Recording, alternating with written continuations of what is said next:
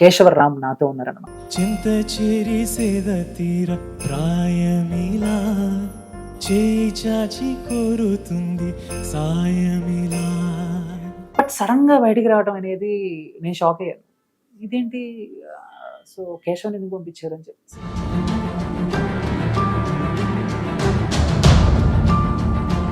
రంగా రంగా రంగస్థలాన రంగు పోసుకోకున్నా యాసం వేసుకోకున్నా ఆట బొమ్మలం అంట మనమంతా తోలు బొమ్మలం అంట.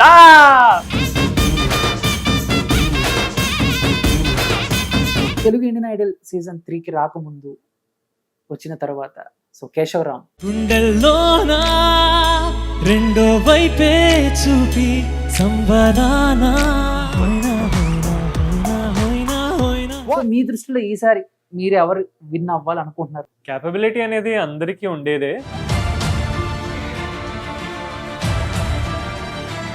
సో మొత్తం మీద మన పవర్ స్టార్ పవన్ కళ్యాణ్ గారి ఫ్యాన్స్ కోసం మన సింగర్ కేశవరామ్ గారు ఒక సాంగ్ పాడబోతున్నారు. రెమ్మల్లో మొగ్గ నే పూయను పొమ్మంటే గాలి తాకంగా పూచేనులే, అయితే గాలే గెలిచిందనన లేక పువ్వే ఓడిందనన, రాళ్లల్లో శిల్పం లోపల దాగున్న ఉలి తాకంగా వెలిసెనులే, అయితే ఉలియే గెలిచిందనన ఇంకా శిల్పం ఓడిందనన, ఏ వివరం తెలిపేది ఎవరంట, వ్యవహారం తీర్చేది ఎవరంట.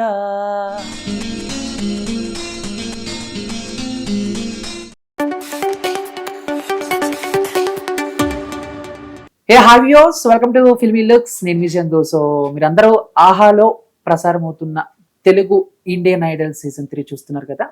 మరి ఈ సీజన్ 3కి సంబంధించి చాలా మంది ఎలిమినేట్ అవుతూ వచ్చారు. వాళ్ళందరినీ కూడా మీ ముందుకు తీసుకొచ్చాను. సో వాళ్ళతో కొన్ని విషయాలు మనం షేర్ చేసుకున్నాం. బట్ ఈ రోజు నాతో అండ్ మంచి singer, super singer, Indian Idol Kesoram నాతో ఉన్నారనమాట. సో బేసిక్గా ఈ ఎలిమినేషన్ సర్ప్రైజ్ అనుకోవాలా లేకపోతే షాకింగ్ అనుకోవాలా అనేది నాతో పాటు చాలా మంది ప్రేక్షకులకి అండ్ జడ్జెస్కి కూడా అర్థం కాలేదు. బట్ తన్నే అడిగి తెలుసుకుందాం. And small chit chat with Keshavram. Hi bro. Hi Chandu, how you doing? ఎలా ఉన్నారు? మీరు ఎలా ఉన్నారు? నేను బాగున్నాను. చాలా మీరు? బాగున్నాను. జరుగుతున్నాయి అలా ప్రస్తుతానికి అలా అలా. మీకు ఎలా రోజు షూటింగ్స్ ఉంటాయో మాకు అలాగే రోజు అలా ఇంటర్వ్యూస్ అలా ఉంటాయి అనమాట. నైస్. సో నేను కూడా మిమ్మల్ని మీట్ అవటం ఏదో ఒక కొత్త తెలియని ఫీలింగ్. సో ఏంటి ఎలా అంటే సో బేసిక్గా ప్రతి ప్లాట్ఫామ్లో ప్రతి ఒక్కరు కూడా చాలా డ్రీమ్స్తో వెళ్తారు. బట్ మీ డ్రీమ్స్ సగంలో ఆగిపోయినాయేమో అని అనుకునే లోపే ఇంకేదో కొత్తగా మొదలవుతుంది అనుకునేలాగా కూడా ఉంటుంది. బట్ ఇప్పుడు చెప్పండి, ఈ ఎలిమినేషన్ అనేది ఎంతవరకు మీకు ఫెయిర్ అనిపించిందా, అన్ఫెయిర్ అనిపించిందా? ఫేర్ అండ్ ఫేర్ అనేది జడ్జెస్ చేతుల్లోనూ ఆడియన్స్ చేతుల్లోనే ఉంది.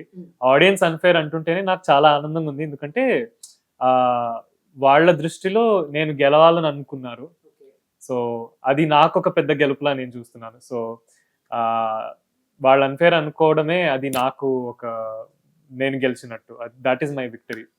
అదే నా విజయం. ఓకే, మీరు ఎక్స్పెక్ట్ చేశారు బ్రో ఇంత త్వరగా నేను బయటికి వస్తాను అని? ఎందుకంటే ఫస్ట్ నుంచి కూడా మీ సాంగ్స్ విన్న వాళ్ళు కానీ లేకపోతే అండ్ మీకు వచ్చిన కామెంట్స్, జడ్జెస్ మీకు ఇచ్చిన కామెంట్స్ ఇవన్నీ చూస్తే ఖచ్చితంగా ఈ కుర్రోడు కప్పు కొట్టేస్తాడు, ఈసారి సీజన్ 3 విన్నర్ అయిపోతాడు అని చెప్పి చాలా మంది ఫిక్స్ అయిపోయారు. బట్ సడన్ గా బయటికి రావడం అనేది నేను షాక్ అయ్యాను. ఇదేంటి సో కేశవ్ ఎందుకు పంపించారు అని చెప్పేసి. సో అలా మీరు షాక్ అయ్యారు?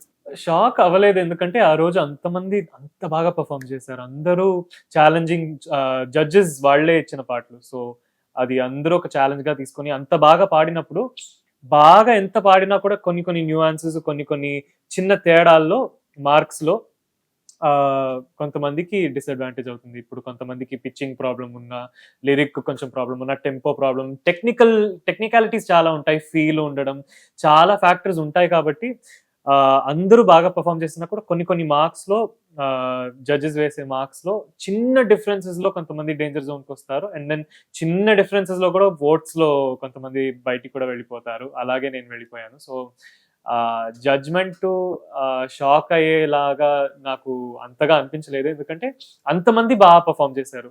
సో ఈ రోజు ఎవరైనా బయటికి వెళ్ళొచ్చు అన్న ఒక పరిస్థితిలో ఆ రోజు నేను వెళ్ళిపోయాను అంతే. ఓకే. అండ్ అంటే ఆఫ్ కెమెరా కేశవ్ చాలా ఫీల్ అయ్యాడు, సో లైట్‌గా ఏడ్చాడు అని కూడా విన్నాను. అది ఎంతవరకు కరెక్ట్? ఫుల్ అబద్ధం. ఒక్కసారి కూడా ఏడవలే. సరే, ఓకే. ఇలాంటి కాంపిటీషన్స్ లో ఇవన్నీ అవుతూ ఉంటాయి, మనం ముందుకెళ్ళిపోవాలి అన్నట్టే మీరు తీసుకున్నారు. Okay, done. అంటే సో కేశవ్ బ్రో ఓన్లీ సింగరే కాదు, మంచి గిటారిస్ట్ కూడా. Mandolin player. ఓకే. గిటార్ కూడా వచ్చు, బట్ మెయిన్లీ మ్యాండలిన్ వాయిస్తాను. ఓకే. ఎక్కడ అంటే మామూలుగా యువర్ ఫ్రమ్ ఆస్ట్రేలియా. ఆస్ట్రేలియాలో అక్కడే పుట్టి పెరగటం, పుట్టింది పెరిగింది అంతా అక్కడే. తెలుగు ఎలా బ్రో ఇంత బాగా? తెలుగు ఫిల్మ్స్ చూసి నేర్చుకున్నాను. ఇంట్లో కన్నడ మాట్లాడతాను, ఆమె కన్నడిగా. సో ఫిల్మ్స్ చూసి చాలా తెలుగు నేర్చుకున్నాను. రాయడం చదవడం మా నాన్న నేర్పించారు, ఎందుకంటే కన్నడ తెలుగు లిపి ఆల్మోస్ట్ లైక్ కొంచెం అక్షరాలు ఆల్మోస్ట్ సేమ్ దగ్గరగా ఉంటాయి. సో దగ్గర ఉంటాయి కాబట్టి కన్నడ నేర్చుకునేసరికి నేను తెలుగు కూడా నేర్చుకున్నాను. ఇక్కడికి వచ్చిన తర్వాత ఇంకా సులువుగా రాయగలుగుతున్నాను, చదవగలుగుతున్నాను, మాట్లాడగలుగుతున్నాను. So yeah, super. తెలుగు సినిమాలు చూసి తెలుగు మాట్లాడడం నేర్చుకోవటం అంటే పెద్ద టాస్కే. సో ఏ సినిమాలు ఎక్కువగా చూసి, అంటే ఏ సినిమా చూసి ఎక్కువగా తెలుగు నేర్చుకున్నావు? ప్రత్యేకంగా ఒక్క సినిమా చూసి నేర్చుకున్నానని చెప్పలేను, బట్ చాలా సినిమాలు ఉన్నాయి. అందులోనూ ఇప్పుడు దూకుడు అంటే నాకు చాలా ఇష్టమైన ఫిల్మ్. కాకపోతే సీతమ్మ వాకిట్లో సిరిమల్లె చెట్టు, బిజినెస్ మ్యాన్, పోకిరి, ఒక్కడు, కాకపోతే అడవి శేషది, గూఢాచారి, శర్వానంద్ గారి ఫిల్మ్స్, గమ్యం, ఇలాంటి చాలా ఫిల్మ్స్ ఎక్కడెక్కడి నుంచో. అవునవునవును. సో చాలా మందిది చాలా ఫిల్మ్స్.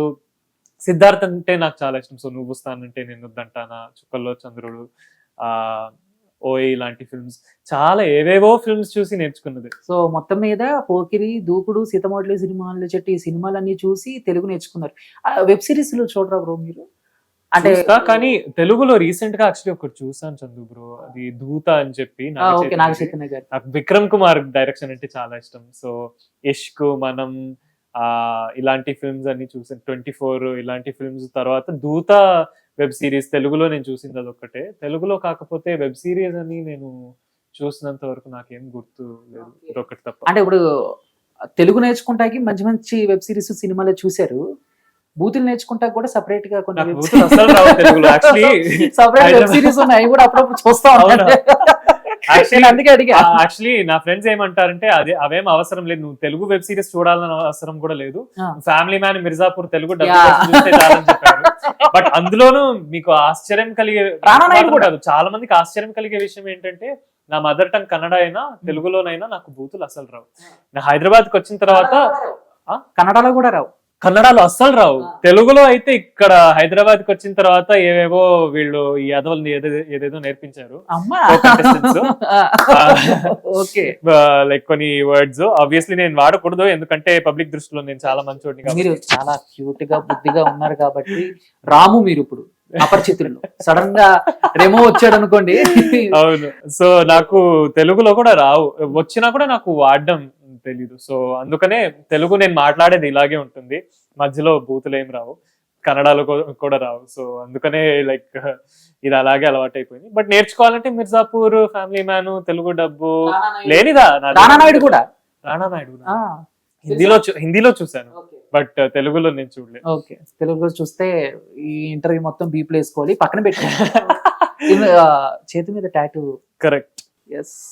ఇలా ఉప్పలపు శ్రీనివాస్. కరెక్ట్. మీ నాన్నగారా? కాదు, మా గురుగారు. ఓ, గురువు గారు. సో నాకు ఈ ఇన్స్ట్రుమెంట్ నేర్పించిన గురుగారు పేరు. అది గిటారేనా? మీరు ఫస్ట్ మ్యాండలిన్.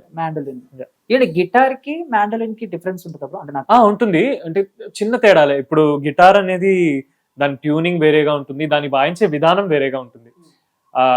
వాయించే విధానం అంటే జాన్రా డిఫరెంట్ గా ఉంటుంది. ఇప్పుడు గిటార్ లో కార్డ్స్ వాయిస్తారు, స్ట్రమ్ చేస్తారు. మ్యాండలిన్ లో కూడా అది చేయొచ్చు, బట్ మ్యాండలిన్ లో మెయిన్ గా నేను కర్ణాటిక్ మ్యాండలిన్ వాయిస్తాను. సో అది completely different genre.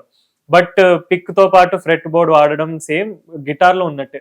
So guitar అలాగే నేను నేర్చుకున్నది, ఎందుకంటే మ్యాండలిన్ నేను వాయించగలుగుతాను కాబట్టి గిటార్ నేర్చుకోవడం కొంచెం సులువైంది. నేనే సెల్ఫ్ నేర్చుకున్నాను. ఏ ఇయర్ నుంచి ఈ సంగీతం మీద మీకున్న? సంగీతం పుట్టినప్పటి నుంచే. అది మీరు పుట్టినప్పుడు కానిచ్చి అంటే like exposure of music was very high. నాకు బండ్లో మా నాన్న రేడియో వేస్తే అందులో ఇంగ్లీష్ పాటలైనా, ఇంటికి వస్తే కన్నడ డివోషనల్ సాంగ్స్, దేవర్నామాలైనా, ఏఆర్ రెహమాన్ గారి పాటలైనా చాలా ఎక్స్పోజర్ ఉండే. అండ్ గజల్స్ కూడా చాలా వినేవాడిని క్యాసెట్ లో.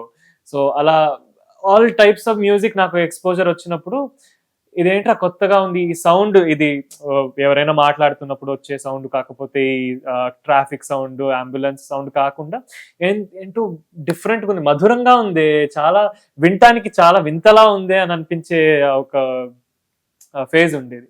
ఇప్పుడు కూడా ఉంది actually. I have not lapsed out of that phase. అది పుట్టినప్పటి నుంచే ఉండింది. సో ఓకే, అంటే ఒక ఆస్ట్రేలియాలో పుట్టి పెరిగి కనడియన్ అనొచ్చా మిమ్మల్ని? యా, ఒక కనడియన్ ఉండి తెలుగు ఇండియన్ ఐడల్ 3లో ఒక సపరేట్ ఫ్యాన్ బేస్, ఇంట్లో వాళ్ళని చాలా చక్కగా మీరు ఆకర్షించారనే చెప్పుకోవాలి. అండ్ ఇందాక నేను అన్నట్టు మీ ఎలిమినేషన్ ఏమైతే ఉందో సో కొంచెం అన్ఫేర్ గా అనిపించింది నాకు. కానీ మన హీరో నవీన్ పోల్శెట్టి గారు కూడా ఆయన పాత రోజులు గుర్తు చేసుకున్నారు. నేను కూడా ఒక బాలీవుడ్ షోకి వెళ్ళినప్పుడు ఇలాగే 4th రౌండ్లోనే ఎప్పుడో వచ్చేసాను, నాకు నేను చూస్తే నాకు అలా అనిపించింది అని చెప్పి ఆయన షేర్ కూడా చేసుకున్నారు కదా. సో ఏంటి అది అలా అనిపించింది ఆ ఎపిసోడ్? చాలా బాగా అనిపించింది. ఎందుకంటే నాకు అసలే నవీన్ పోల్శెట్టి అంటే చాలా ఇష్టం. ఏజెంట్ సాయి శ్రీనివాస ఆత్రేయ, ఏఐబి, చిచ్చోరే ఇలాంటి ఫిల్మ్స్ చూశాను. అండ్ అతనైతే బాలీవుడ్ లో మాత్రం కాకుండా తెలుగులో కూడా దుమ్రేపుతున్నాడు, శ్రీరామచంద్ర అన్నలాగే. అండ్ ఆ ఒక ఇన్సిడెంట్ నాకు చెప్పినప్పుడు నాకు అసలే లైక్ బాధ అన్నట్లేదు, బట్ ఆ రోజు ఇంకా కొన్ని ఎపిసోడ్స్ కి నా పయనం ఇంకా కొనసాగే ఉంటే ఇంకా బాగుండేదో అని అనిపించినా కూడా అతను చెప్పిన ఒక స్టోరీ విన్న తర్వాత చాలా మోటివేటింగ్ అనిపించింది. ఎందుకంటే ఆ టైటిల్ విన్నర్ కి కూడా దొరకని అవకాశాలు ఇప్పుడు నాకు కూడా దొరికిందని ఒక ఉదాహరణగా చెప్పినప్పుడు అది చాలా హ్యాపీ ఫీల్ అయ్యాను. ఓకే, ఐ మీన్ టైటిల్ కొట్టలేదని నాకు బాధ లేనప్పుడు కూడా ఓకే, టైటిల్ కొట్టకపోయినా కూడా this is not the end of the world, దీన్ని మించి ఇంకా అవకాశాలు వస్తూ ఉంటాయి, కెరియర్ ని ఇంకా పెంచుకుంటూ ఉండొచ్చు అని ఒక నమ్మకం ఇచ్చింది ఆ కథ. సో విన్నప్పుడు it was very nice, refreshing అనిపించింది. ఓకే, దాని అంటే మీ ఫేవరెట్ జడ్జ్ ఎవరు? కార్తిక్. సో ఏంటి చిన్నప్పటి నుంచి ఆయన సాంగ్స్ వింటూనే ఉన్నాను. అండ్ నా సింగింగ్ మొత్తానికి vast majority of my singing ఆయన దగ్గర నుంచే ఇన్స్పిరేషన్ తీసుకున్నాను. ఎందుకంటే ఆయన he is the most versatile pan India singer in India. నా ప్రకారం one of the most versatile pan Indian singers. ఏ భాష అయినా ఏ జాన్రా అయినా దుమ్ము రేపేస్తారు. ఆయన ఒక తెలుగు పాట పాడినా, కన్నడ పాట పాడినా, హిందీ పాట పాడినా కూడా ఉచ్చారణం అంత స్పష్టంగా ఉంటుంది, ఫీల్ అంత బాగుంటుంది, ఎక్స్ప్రెషన్స్ అదిరిపోయేలా ఉంటుంది. ఆయన ఒక తెలుగు పాట పాడితే ఆయన ఒక తెలుగు వ్యక్తి అని నమ్మించేలా అంత బాగా పాడతారు.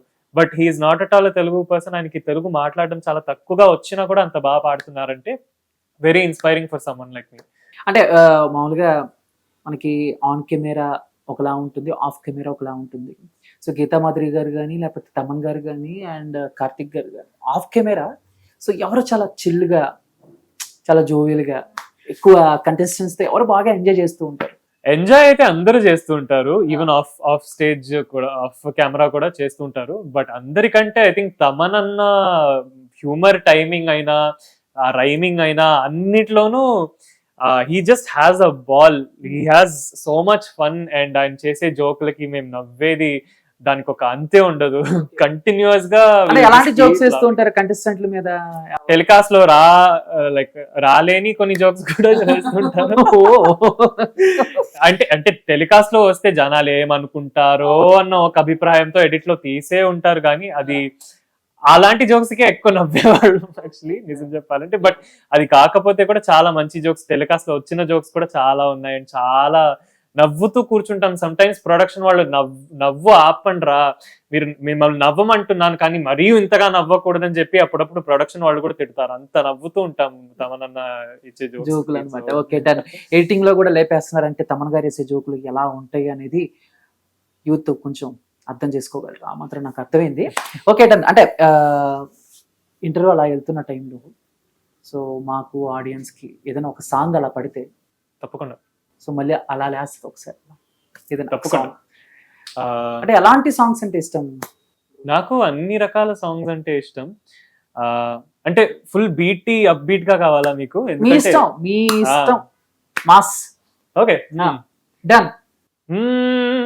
రంగా రంగా రంగస్థలాన రంగు పోసుకోకున్నా యాసం వేసుకోకున్నా ఆట బొమ్మలం అంట మనమంతా తోలు బొమ్మలం అంట ఆట బొమ్మలం అంట మనమంతా తోలు బొమ్మలం అంట కనబడని చెయ్యేదో ఆడిస్తున్నా ఆట బొమ్మలం అంట వినపడని పాటకి సిందాడేస్తున్నా తోలు బొమ్మల వంట డుంగురు డుంగురు డుంగురు డుముకో డుంగురు డుంగురు డుంగురు హే డుంగురు డుంగురు డుంగురు డుముకో డుంగురు డుంగురు డుంగురు హోయ్యా. మనిషి ఏమో చూస్తాకి చాలా సాఫ్ట్, వాయిస్ ఏమో చాలా నాటుగా ఉంది. అంటే యాజ్ రియాలిటీ షో కంటెస్టెంట్ నాకు ప్రతి స్టేజ్ లో నన్ను నేనే ఛాలెంజ్ చేసుకుంటూ ఉండాలన్న ఒక ఆశతో ఫోక్ అనే జానరా నేను ఎప్పుడూ టచ్ చేయలేదు. ఎందుకంటే యాజ్ లైక్ ఫారిన్ లో పుట్టి పెరిగి వెస్టర్న్ మ్యూజిక్ మరి గజల్స్, ఫిల్మ్ మ్యూజిక్ ఇవన్నీ నాకు ఎక్స్పోజర్ ఉన్నా కూడా ఫోక్ మ్యూజిక్ నాకు చాలా తక్కువ ఉండిందని బాధ లేదు. బట్ ఓకే, ఏదైనా కొత్తగా ఏదైనా ట్రై చేయాలి, ఏదైనా నాలో ఇంకో రూపం ఉంది, నాలో ఇంకో గొంతు ఉంది, అది అది చూపించాలి అన్న ఒక ఉద్దేశంతో ఈ పాట నాకు వచ్చింది. అండ్ ఇది వచ్చిన దానికి ఐఎమ్ వెరీ గ్రేట్ఫుల్. ఎందుకంటే ఈ పాట ఆ రోజు లైక్ లిరిక్ మర్చిపోయినా కూడా ఈ పాట వచ్చినందుకు నేను ఎప్పుడు బాధపడలేదు. ఎందుకంటే అట్లీస్ట్ ఈ జాన్రాలో కొత్తగా ఏదో ఒకటి ట్రై చేశాను అండ్ ఇలాగే రకరకాలుగా ట్రై చేస్తూ ఉండాలని ఒక ఉద్దేశంతో ఈ పాట వచ్చింది. అండ్ సాంగ్స్ మీరే సెలెక్ట్ చేసుకుని ఇది పాడుతున్నాను అని చెప్తారా, లేకపోతే ప్రొడక్షన్ నుంచి మీరు ఈ సాంగ్ పాడాలి ఈ రోజు అని ఈ టైప్ లో ఉంటుంది? అది మోస్ట్లీ ప్రొడక్షన్ నుంచి, నాకు ఇంతవరకు వచ్చింది మోస్ట్లీ ప్రొడక్షన్ నుంచి. బట్ నాకు అది ఒక ఛాలెంజ్ గానే ఎప్పుడు చూశాను. ఎందుకంటే ఒక పాట నేను తీసుకున్నానంటే అది నాకు తెలియని పాట అయినా కూడా ఒక ఛాలెంజ్, నన్ను నేనే ఛాలెంజ్ చేసుకొని ఓకే కొత్త పాట అయినా ఈ టైం లోపల లిరిక్స్ అంతా నేర్చుకోవాలి అండ్ ట్యూన్ ప్రాపర్గా చేసుకోవాలి. అన్ని డిఫరెంట్ ఆస్పెక్ట్స్ ఉంటాయి. తెలిసిన పాట అయితే ఆల్రెడీ తెలిసిన పాట అయితే అది కొంచెం రీఫైన్ చేసుకొని కొంచెం ప్రాక్టీస్ చేస్తే స్టేజ్లో ఎక్కి దుమ్మురైపోయచ్చు, ప్రాబ్లం లేదు. కానీ అస్సలు తెలియని పాట కొత్తగా ఉందంటే అన్ని ఫ్రమ్ స్క్రాచ్ ఒక పాట నేర్చుకోవాలి. ఒక 10 సార్లు అది సాహిత్యాలు చేతులతో రాసుకోవడం, అన్ని సో మచ్ పెద్ద ప్రాసెస్ ఉంటుంది. బట్ ఆ ప్రాసెస్ ఆ స్టేజ్ మీద ఎక్కి అది పర్ఫామ్ చేసేసరికి చాలా రివార్డింగ్ అనిపిస్తుంది. ఎందుకంటే ఒక పాట చాలా తక్కువ సేపట్లో ఎలా నేర్చుకోగలుగుతామన్న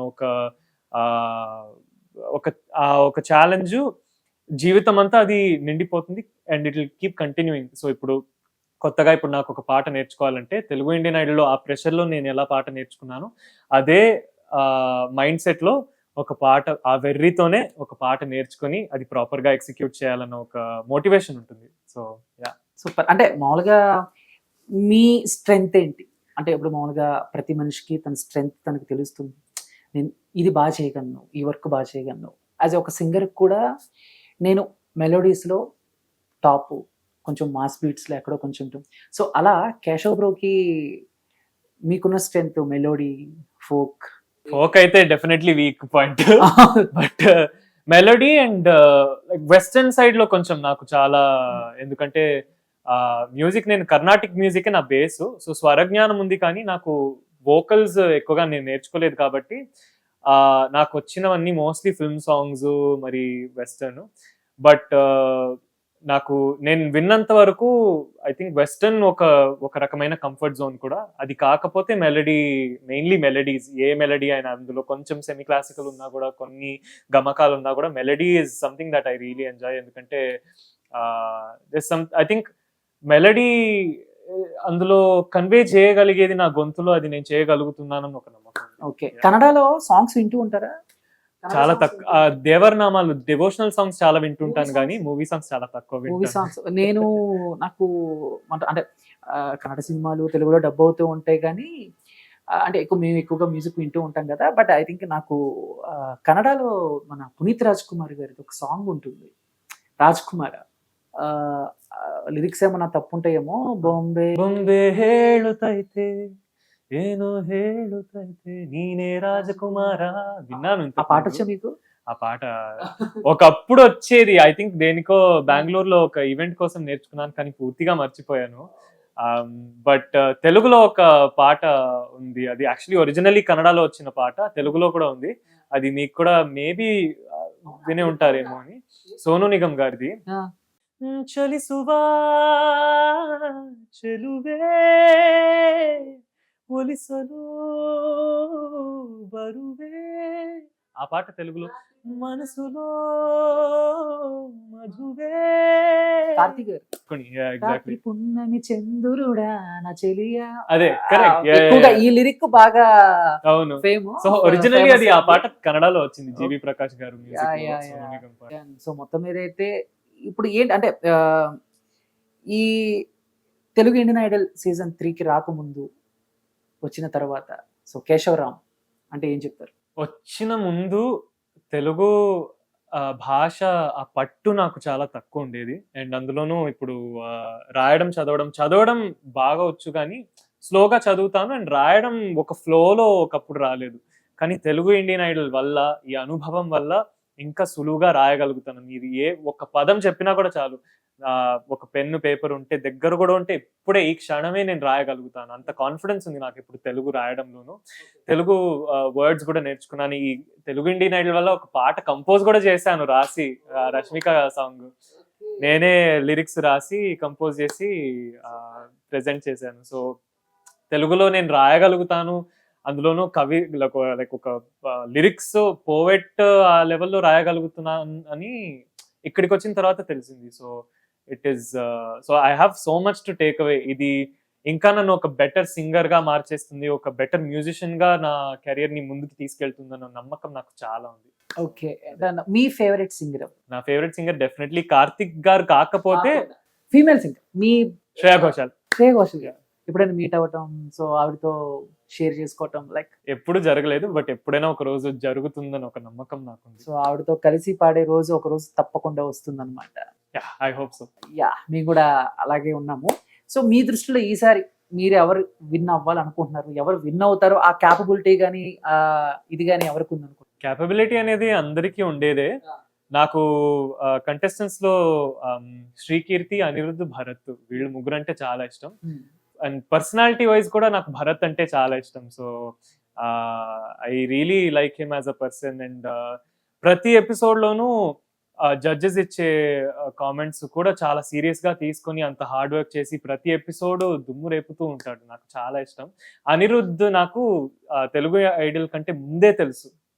అండ్ అతను ఒక రకంలో నాకు దూర చుట్టాలు కూడా. సో అతను ఎప్పుడు ఏ క్షణంలో ఒక పాట పాడమంటే కూడా అంత పర్ఫెక్ట్ గా పాడతాడు. ఫీల్ అయినా, టెక్నికాలిటీస్ అయినా అనిరుద్ధ్ దగ్గర నుంచి నేర్చుకోవడానికి చాలా ఉంటుంది. అండ్ శ్రీకీర్తి, ఆ అమ్మాయి అబ్బా లైక్ మాటలే రాదు నాకు తను పాడితే. అందులోనూ ఇళయరాజా పాటలు ఎంత కష్టమైన పాటలైనా అంత సులువుగా పాడేస్తుంది. సో వాళ్ళు ముగ్గురు అయితే నాకు చాలా ఇష్టం. మిగతా వాళ్ళు కూడా అంత లైక్ నజీరుద్దీన్, వాడు వాయిస్, వాడు గొంతు వింటుంటే ఆ శ్రీ తుంబురు నారద గానామృతము అన్ని అంత బాగా పాడతాడు. And very very well seasoned, very hard working. ఆ స్కంద కూడా వెరీ లైక్ వాడిది కర్ణాటిక్ పట్టు చాలా అమేజింగ్ ఉంటుంది బిలహరి పాట పాడినప్పుడు కూడా. అండ్ కీర్తన తన ఏజ్ కి తన దగ్గర నుంచి ఎంత నేర్చుకోవడానికి ఉందిరా అని అనిపిస్తుంది. సో ఇట్స్ వాళ్ళందరూ ఐ థింక్ వాళ్ళలో ఒక్కరు కూడా నేను చెప్పలేను అందరి గురించి వన్ వర్డ్ ఆన్సర్ ఇచ్చేసాడు. అవును, ఒక్కరి గురించి నేను చెప్పలేను, వెరీ డిఫికల్ట్. బట్ నాకు మోస్ట్ ఇష్టమైన వాళ్ళలో అంటే నాకు భరత్, అనిరుద్ధ్, శ్రీకీర్తి ముగ్గురు చాలా ఇష్టం. ఒక మంచి మెలోడీ సాంగ్ మా కోసం తప్పకుండా. అండ్ అంటే మీరు పాడతారా లేదా నేనేమన్నా చెప్పాలా? నేను పాడతాను. సెప్టెంబర్ 2న మొత్తం 2 తెలుగు రాష్ట్రాల్లో కూడా ఒక పెద్ద పండగ. అవునా? ఏం పండుగ తెలుసా మీకు? అది power star Pawan Kalyan birthday. And ఆయన డిప్యూటీ సీఎం అయిన తర్వాత ఫస్ట్ బర్త్డే. సో ఒకవేళ మీకు గనక ఆయన సినిమాలో సాంగ్ ఏమైనా వచ్చి ఉంటే సో ఈ బర్త్డేకి ఆయనకి ఒక చిన్న ట్రిబ్యూట్ లాగా తప్పకుండా. సో మొత్తం మీద మన పవర్ స్టార్ పవన్ కళ్యాణ్ గారి ఫ్యాన్స్ కోసం మన సింగర్ కేశవరామ్ గారు ఒక సాంగ్ పాడబోతున్నారు. రెమ్మల్లో మొగ్గ నే పూయను పొమ్మంటే గాలి తాకంగా పూచెనులే, అయితే గాలే గెలిచిందనన లేక పువ్వే ఓడిందనన, రాళ్ళల్లో శిల్పం లోపల దాగున్న ఉలి తాకంగా వెలిసెనులే, అయితే ఉలియే గెలిచిందనన ఇంకా శిల్పం ఓడిందనన, ఏ వివరం తెలిపేది ఎవరంట, వ్యవహారం తీర్చేది ఎవరంట, కన్నుల్లో కదిలేటి కలలంట, ఊహల్లో ఊగేటి ఊసంట, చెలియా చెలియా చిరుకోపమా, చాలయ్యా చాలయ్యా పరిహాసము. వావ్! సో మొత్తం మీద ఫోకే కాదు, మెలోడీని కాదు, ఏది ఇచ్చినా కూడా ఎరగతీసే రేంజ్లో ఉన్నాడు కేశవ్ బ్రో. సో ఖచ్చితంగా ఇలాంటి సింగర్ ప్రతి ఇండస్ట్రీకి కావాలని అయితే నేను కోరుకుంటున్నాను యాజ్ ఎ బ్రదర్గా. థ్యాంక్ యూ సో మచ్ అందు. అంటే ఇంతకు ముందు కూడా కొన్ని కన్నడ షోస్ కూడా చేయడం జరిగింది. అక్కడ ఏమైనా సినిమాలకి మీరు ఏమన్నా సాంగ్స్ పాడటం, బ్యాక్గ్రౌండ్ ప్లేబ్యాక్ సింగర్ ఇలాంటివి ఏమన్నా చేశారా మాకు తెలియకుండా? అంటే ట్రాక్లు చాలా పాడాను ఇంతవరకు. ఓన్లీ కన్నడనే, తెలుగులో ఏం లేవు?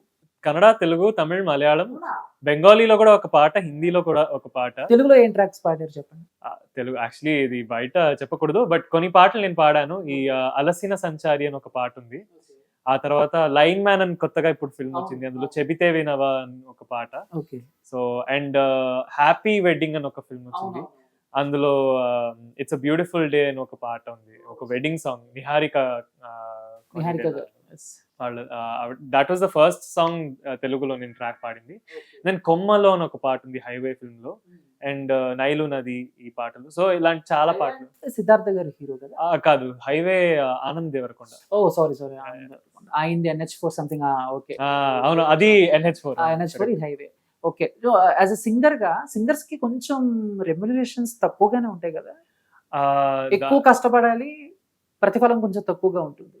ఎక్కువ కష్టపడాలి, బట్ ఒక పాయింట్ తర్వాత ఇప్పుడు మీ గొంతుకి కావాల్సిన డిమాండ్ ఉంటే అక్కడ మీరు లైక్ మీకు ఆ ఫ్రీడమ్ ఉంటుంది.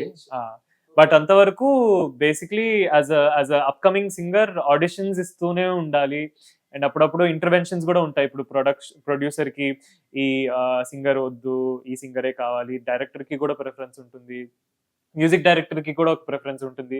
మూడు కలిసేలా ఉన్నప్పుడే ఆ ఒక సింగర్ ఎవరో వాళ్ళు నిర్ణయిస్తారు. బట్ అంతవరకు వాళ్ళకి ప్రిఫరెన్సెస్ ఉంటుంది. ఇప్పుడు నేను ఒకప్పుడు ఒక 8 ఏళ్ళు ముందు నేను పాడిన ట్రాక్లు కూడా డైరెక్టర్స్, ప్రొడ్యూసర్స్ వాయిస్ చాలా యంగ్ గా ఉంది, అంత లైక్ మెచ్యూరిటీ లేనట్టుంది, సో ఇంకో సింగర్ కి ట్రై చేద్దాం. కాకపోతే ఈ సాంగ్ కి ఒక ప్రాపర్ మార్కెటింగ్ కావాలి, సాంగ్ ప్రాపర్ గా ప్రమోట్ అవ్వాలి, హిట్ అవ్వాలి. సో కాబట్టి ఒక పెద్ద ఫాలోయింగ్ ఉన్న సింగరు, అంటే ఒక ఆడియన్స్ ని తీసుకురాగలిగే ఒక సింగర్ ని తీసుకొని పాడిపిస్తే ఇంకా బాగుంటుందని అలాంటి మైండ్ సెట్స్ కూడా ఉంటాయి. బట్ ఎప్పుడైనా మాకు అదృష్టం ఉన్నప్పుడు మ్యూజిక్ డైరెక్టర్ కి కూడా నచ్చి, డైరెక్టర్ కి కూడా నచ్చి, ప్రొడ్యూసర్ కి కూడా నచ్చి, పాపులారిటీ పర్లేదు, వాయిస్ సూట్ అవుతుంది, ఇది చాలు అని చెప్పి పాటలు ఇచ్చేది చాలా అపురూపానికి కొన్ని పాటలు ఇస్తారు. బట్ ఎప్పుడైనా వన్ డే జాక్పాట్ వచ్చేస్తుంది, అండ్ ఇలాంటి అవకాశాలు ఏదో ఇలాంటి లైక్ పాటలు ఎన్ని పాటలు వచ్చినా కూడా ఏదైనా ఒక రోజు ఒక పెద్ద పాటలో ఫస్ట్ టైం కూడా ఒక పాట సాంగ్ సింగర్ ఫైనలైజ్ అయిందంటే ఆ పాట కూడా పెద్ద సాంగ్ అయి ఉంటుందన్న ఒక నమ్మకం కూడా ఉంటుంది. ఎందుకంటే ఇంతవరకు పాడిన పాటలు కూడా ఎవరికి తెలియని పాటలు కూడా అయి ఉంటుంది. అది మా వాయిస్ లో కూడా వచ్చి ఉంటే అది కూడా తెలియకుండా ఉండొచ్చేమో అన్న ఒక పాసిబిలిటీ ఉండేది. బట్ ఒకవేళ ఒక పాట ఫస్ట్ టైం మేము పాడుతున్నాం, మా వాయిస్ లోనే వస్తుంది అన్నప్పుడు అదంత పెద్ద హిట్ అయి ఉంటే ఈ పాటలు పాడి ఇంత దూరం స్టెప్పింగ్ స్టోన్స్ గా ఈ పాటలన్నీ దాటుకొని ఒక పెద్ద పాట దాకా వచ్చామని ఒక తృప్తి ఉంటుంది. సో లాస్ట్ గా ఒక క్వశ్చన్ అడుగుతాను. సో మీరు సింగర్ కాబట్టి మీ ఫేవరెట్ మ్యూజిక్ డైరెక్టర్ ఎవరు? ఏఆర్ రెహమాన్ గారు. ఆయన పక్కన పెట్టేస్తే మీకు ఒకేసారి అనిరుద్ధ్ గారు అండ్ తమన్ గారు కాల్ చేశారు, ఒకే టైంకి. ఒకే టైంలో ఎవరెవరు? అంటే ఒకే టైం కంటే ఒకళ్ళ తర్వాత ఒకరు, లేకపోతే ఒకళ్ళ ముందు ఒకళ్ళ వెనక ఆ, అలా కాల్ చేశారు. ఎవరెవరు? అనిరుద్ధ్ గారు, తమన్ గారు, ఆ, వీళ్ళిద్దరూ మీకు కాల్ చేశారు. ఈవినింగ్ 4కి స్టూడియోకి రమ్మన్నారు. ఇద్దరు సేమ్ టైం చెప్పారు. మీరు ఫస్ట్ ప్రిఫరెన్స్ ఎవరికి ఇస్తారు? అనిరుద్ధ్. ఎందుకు? చెన్నైలో ఉంటాను కాబట్టి.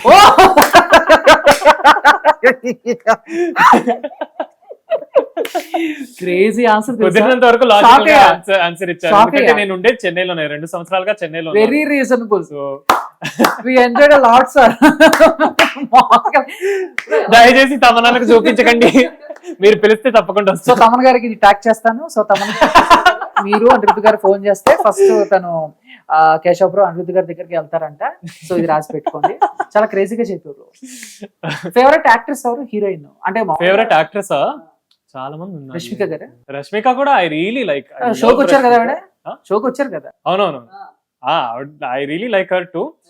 ఇప్పుడు వాళ్ళని పక్కన పెడితే, ఇప్పుడు ఏరమని ఎలా మీరు పక్కన పెట్టారో అలాగే నేను రష్మికని పక్కన పెడితే నాకు నిత్యా మేనన్ చాలా ఇష్టం. అందులోనూ ఫస్ట్ సీజన్ జడ్జ్ సింగర్ కూడా ఆవిడ. నాకు నిత్యా మేనన్ అంటే చాలా ఇష్టం. నిత్యా గారు చాలా ఇష్టం. కాదు ఇప్పుడు ఈ దగ్గర దగ్గర ఒక 2 months నుంచి జర్నీ చేస్తున్నారా? ఈ మొత్తం ప్రాక్టీస్ గానీ ఇదంతా ఈ ఇండియన్ ఐడల్ కి సంబంధించి ఎన్ని రోజుల నుంచి జర్నీ చేస్తున్నారు? ఒక 2.5 నెలలు. అదే 2 months అటు ఇటుగా. ఎవరు కనెక్ట్ అవ్వలేదు ఎవరు? అంటే కంటెస్టెంట్స్ అందరూ కనెక్ట్ అందరూ అయ్యారు. కనెక్ట్. బట్ కనెక్ట్ అయిన వాళ్ళలో మోస్ట్ నాకు కనెక్ట్ అయిన వాళ్ళు ఎవరంటే కుశల్, హరిప్రియ, పూర్ణిమ అండ్ భరత్ రాజ్. అండ్ స్కందా గాడు కూడా ఉన్నాడు.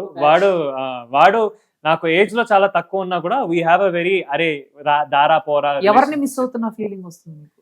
సో నేను చెప్పిన ఫస్ట్ ముగ్గురు దేవర్ ద ఫస్ట్ 3 people to be eliminated. So అందరికంటే వాళ్ళు ముగ్గురిని మిస్ అవుతున్నాను. బట్ ఇప్పుడు కాకపోతే Bharat Raj, Skanda. Okay, done. Thank you so much Keshav. Thank you Chandu. So మంచిగా ఫోక్ సాంగ్ పాడారు, ఒక మంచి మెలోడీ సాంగ్ పాడారు. అండ్ అంటే సో నిజంగా మీ ఓపిక్కి మెచ్చుకోవాలి. ఎందుకంటే మీరు పుట్టింది ఆస్ట్రేలియా. నేను చూశాను మీ కొన్ని రీల్స్, అన్ని ఇంగ్లీషు, కన్నడ ఉంది. బట్ తెలుగు ఇంత బాగా మాట్లాడతారని చెప్పేసి నేనైతే అనుకోలేదు. బట్ నిజంగా hats off. Thank you so much. All the best for your future projects. ఇంకా తెలుగులో అప్కమింగ్ వచ్చే ఇంకా కొన్ని ఇయర్స్ లో మీ పేరు ఇంకా బాగా వినపడి మీరు ఇంకా బిజీ అవ్వాలని చెప్పేసి యాజ్ ఎ ఫ్రెండ్ గా నేను విష్ చేస్తున్నాను. Thank you so much Chandu bro, means a lot. Thank you so much. So చూసారు కదా, ఇది మన super singer and Indian Idol and అతనితో ఒక స్మాల్ చిట్ అనమాట. మీ అందరికీ బాగా నచ్చింది అనుకుంటున్నాను. మరో ఇంటర్వ్యూతో నేను మళ్ళీ మీ ముందుకు వస్తాను. అప్పటి వరకు వెయిట్ చేస్తూ ఉండండి, ఫాలో అవుతుండండి filmy looks. Thanks for watching. Jai Hind.